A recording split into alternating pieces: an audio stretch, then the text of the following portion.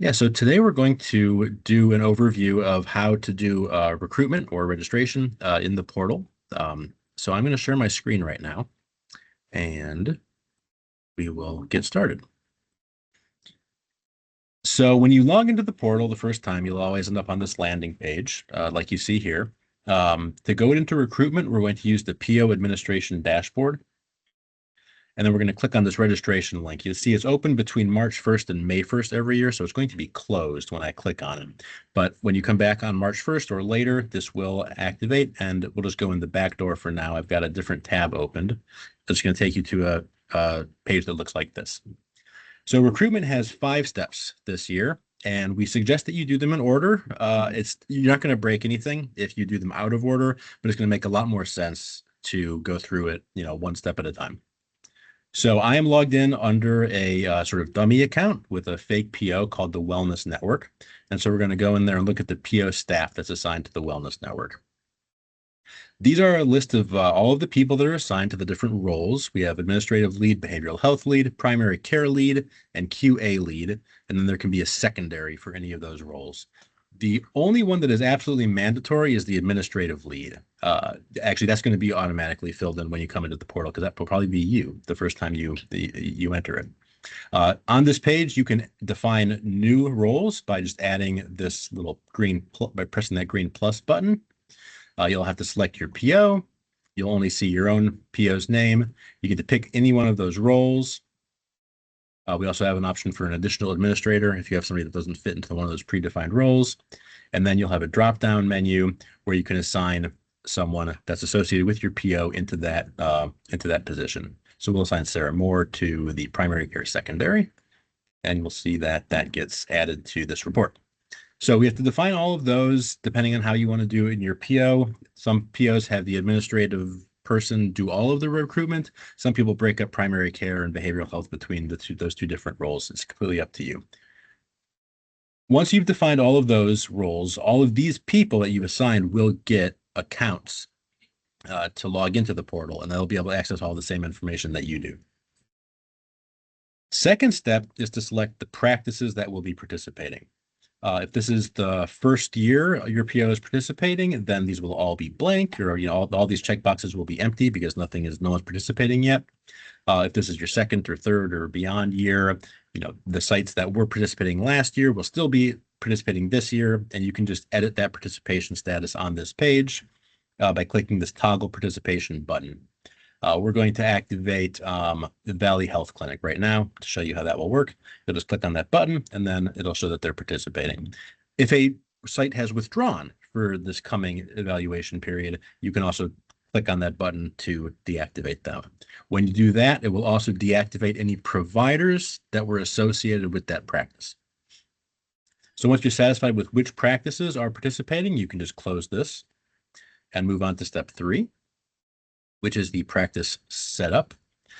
Here, for every site that you've identified as participating, there will be a record on this report where you have to assign a practice clinical champion and a practice liaison.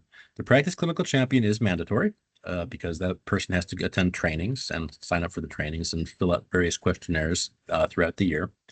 And but the liaison is optional. Again, if this site was participating last year, those will probably already be filled out. But that new site that I activated, Valley Health Clinic, does not currently have a site champion assigned. I am not going to assign this right now because I want to show you something. We're going to go back and assign that in a minute. Step 4 is select providers.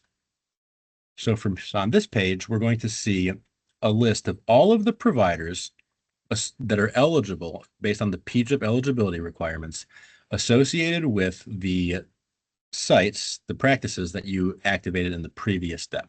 So you see there's Fortuna, Lakeland, and that new one, Valley, that we just activated. This works exactly the same as the last page. You'll just click on these toggle participation to activate or deactivate different providers based on who wants to participate this year. This by default shows all providers, whether they be primary care or behavioral health, but you can click on this caret to filter it to only behavioral health, for example, or primary care. So we're going to go ahead and activate one of these people. And then you will see when we refresh this page that these dial gauges are going to advance. So now we have 2 out of the 3 eligible behavioral health providers are participating. So we're at 67% on our behavioral health enrollment. The goals, 75% and 25% for primary care, are highlighted. Those are the recruitment thresholds that we want to get to for the maximum flat rewards. And this calculates that for you. So once you have decided who is going to participate and activated all of those people, you'll click back.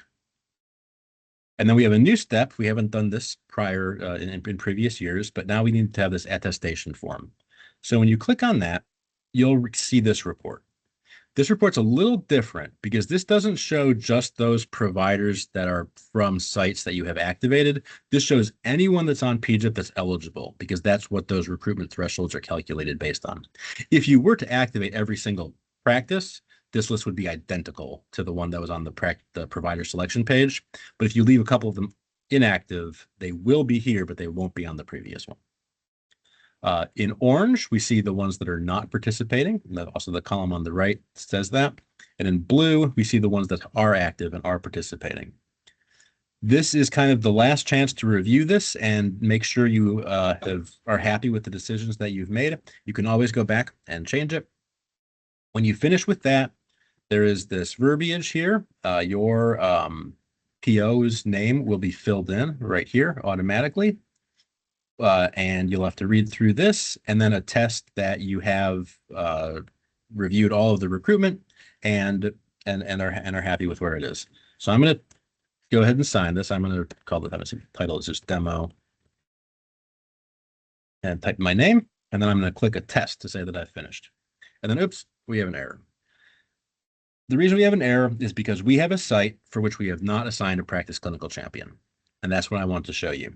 So we'll say, okay, we can return to our registration steps, go back to that practice setup step, go into this Valley Health Clinic, and try to assign a clinical champion. But I can't. This is not allowed.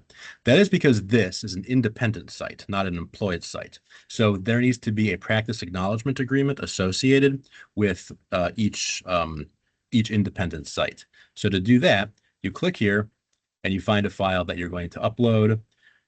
We will just upload some random, text file that I have on my desktop. Once you've uploaded that, this then becomes active, and we can then assign that practice clinical champion.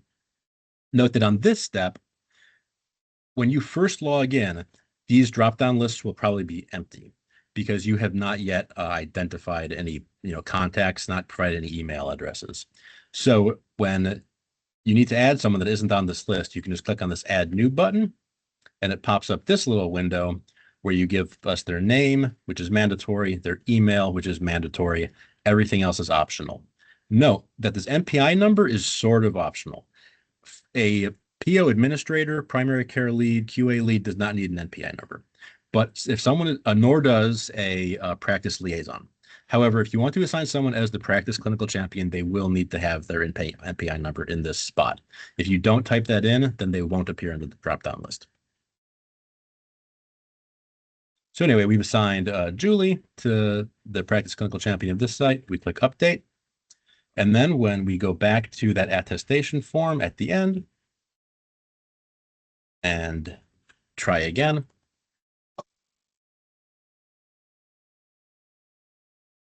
click attest, and it says we've successfully completed recruitment, and then it will automatically redirect you back to the landing page. So it is as simple as that. I'm happy to answer any questions that you might have at this time. I don't think I have any. That was pretty straightforward. Yeah, we're trying to make it easier every year. We're hoping that this will be the best year yet. But yeah, that's about it. Great. Jeff, Yeah. could you show where they'll be able to see all of the active Yeah, practices and then site champions and the PO Absolutely. administration Sure. dashboard? So then when we go, when you finish recruitment, you can go back to this PO administration dashboard. This is where you're going to be all year. This is where the training status report is going to be to show who's registered for trainings and who is not. I'm going to cover this in a future demo. But for registration or recruitment purposes, it's these ones on the bottom that we care about the most. So these are the active providers that we identified, and then these are the active clinics with the site champions that we assigned to them in that little report right there. There's also this update contacts button. And this is if you make a mistake with someone's email address or you didn't put their NPI number in or something like that, you can go here and then just edit those records and, enter their NPI numbers and so forth.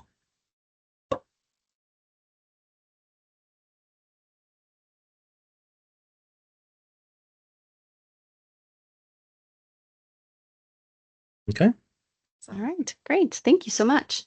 absolutely. Laura, did you have any questions? No questions for me. I was just kind of watching for a refresher. So this all makes sense. Thank you. Okay. Yeah, and then if there's any questions that come up, feel free to contact me. There's always edge cases with these things where there might be a provider on the PGIP list that meets all the eligibility requirements, but maybe they don't actually see patients. And so they shouldn't really be counting against your denominator in your recruitment thresholds. And, there's things like that do come up. So if there's somebody on there that you think shouldn't be on there, if there's someone that's missing, just feel free to reach out and we'll look into it and tell you why that is.